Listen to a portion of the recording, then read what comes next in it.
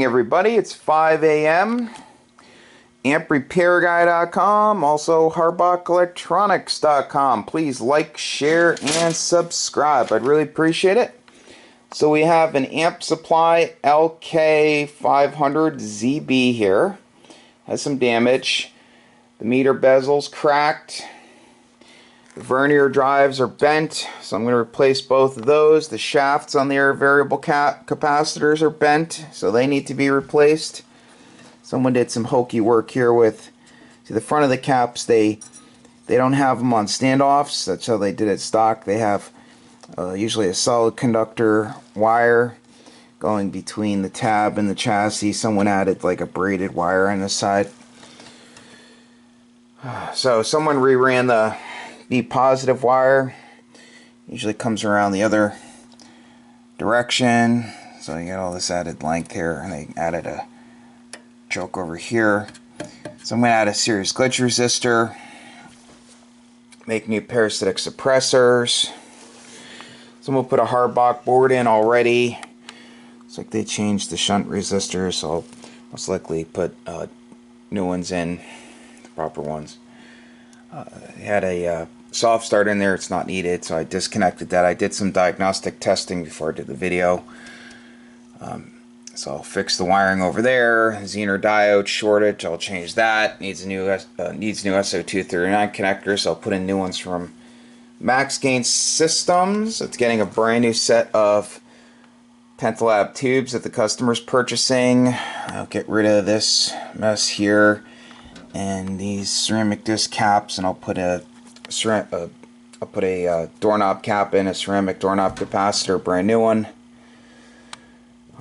and do whatever else needs to be done along the way. So I'm gonna get to work, so it's gonna take a while. Stay tuned. I'll see you guys in a bit. Oh yeah, the meter protection diodes across the plate current meter were shorted also, so luckily they were there. They protected the meter. It's like a bad solder joint over here. Looks like it's just crimped, so I will solder that. Okay, so stay tuned. See you guys. Okay, so here's that strap I was talking about. Take that out. Gotta take that gear reduction drive out. Here's the new capacitor. I had to cut the shaft down. Soldered a new solid conductor wire to a ring terminal, well, crimped and soldered. Put some heat shrink tubing over it. Attach the solid wire down there. Put the safety choke on the back of it. This is how they did it stock. They had it wrapped around and soldered, and they had a piece of black insulation over it. So Teflon's better. I have a whole roll of it. Here's the bent shaft. So I'm going to get to work. See you guys soon. That capacitor's installed. I had the solid lead back by accident. Now I'm fully awake. I made that mistake, but caught it right when I put it in. Okay, so I always take I've been taking the Allen screws out, and I use little short flathead screws. I can crank them a lot tighter for the screws that lock the shaft in. So I just have to solder that solid lead up to the band switch. You have the dial on. Just put the knob on, and it's calibrated properly. Everything's tight. Okay, so I'm gonna get back to work. See you guys soon. Back with the Lk500. Customer wanted a video of it working on 10 meters. So I have it on 10 meters, 2500 watt slug. Got the amplifier on. See the settings right there. Okay, so to the radio.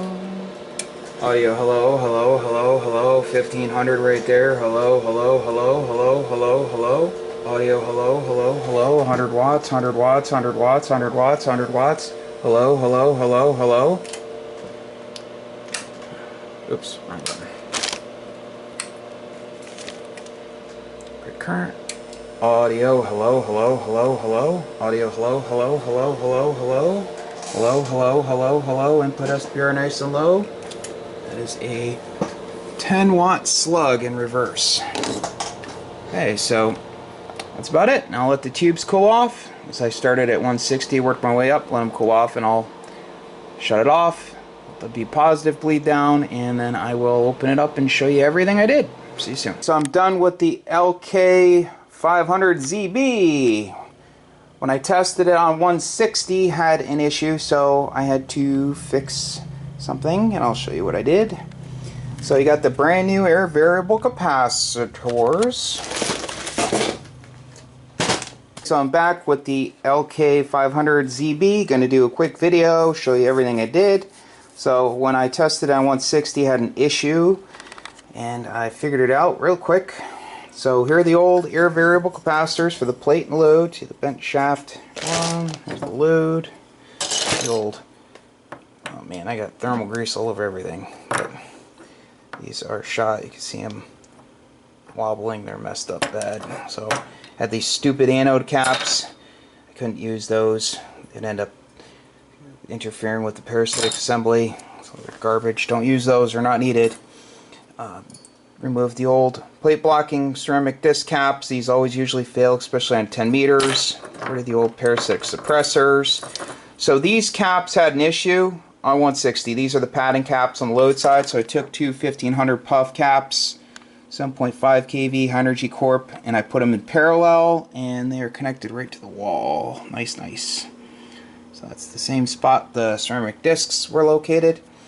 So you got the 1500 puff energy corp cap for the plate blocker with some strap, solid wire going up to the plate choke, brand new parasitic suppressor assemblies to use the right. These are the proper anode caps. I have a series glitch resistor in there, 10 ohm 10 watt. I have the two gas discharge tubes down there. Got the old Zener that was shorted, had no thermal grease on it, so I put the brand new Zener in there, thermal grease. Fixed the wiring over here for the plate primary. Touched up on some solder joints over here. Put new meter protection diodes in. Ran the high voltage wire the proper way. That goes through over here. Got rid of that weird wood choke and this old doorknob cap. Cleaned the connection on this ring terminal. It was really corroded, so it was heating up. So that's clean, and tightened it up real good. Got rid of this wire that was between the plate tune cap and ground and put the proper one in. So everything's tight, nice, nice. What else? Brand new SO239s from Max Gain Systems. They always use goop to secure that relay, so I put a little bit of silicone around it to give it some more support. That's how they did it. They had this black goop behind it. So like I said, I already had the Harbach board, and it's working as it should. I left those resistors there. They were within tolerance. So that's about it. I don't know what happened here. These were like bent a little bit. I didn't want to mess with them because that's ceramic and I didn't want to break it. I snugged up on them, but I don't know what happened there. It's weird, but so that's about it. So if you have an amp you'd like repaired, feel free to give me a call. Phone number is 203-892-4119. That's 203-892-4119. Websites are amprepairguy.com and also harbachelectronics.com. Thank you for watching. It's been a long day. Again, these are just my test tubes, but it's getting he ordered a brand new set of Pentalab tubes, so he'll be putting those in on his end. They always get drop shipped to the customer from Penta. Okay. Thanks for watching. Oh, one last thing. This had the wrong size fuses in it. He had, it was either 20 or 25. It's wired for 240, so I put in 12 amp fuses. So I might end up putting 10 amp fuses in. If they hold, then it's better. It's always best to have just a fuse just large enough for the device to operate correctly. You don't ever want to overfuse something. This has a nice Peter Dahl plate transformer, original Pete. I don't know who made the filament transformers, no markings on it, but okay, well, thanks again for watching. 73.